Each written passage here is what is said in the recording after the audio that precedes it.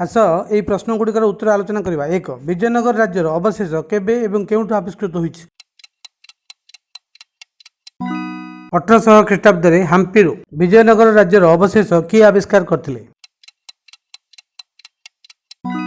इंग्रेज east India company जन engineer कलिन McKenzie. Vitthal स्वाई मंदिर और हजार राम मंदिर केउठे निर्मित होइतिला? हाम्पी विजयनगर शासन समय ताडेपत्री एवं पार्वती मंदिर केउठे निर्मित होइतिला? चिदम्बरम। विजयनगर शासकों शासन समय वरदराज मंदिर एवं एकांबरनाथ मंदिर केउठे निर्मित होइतिला? कांचीपुरम।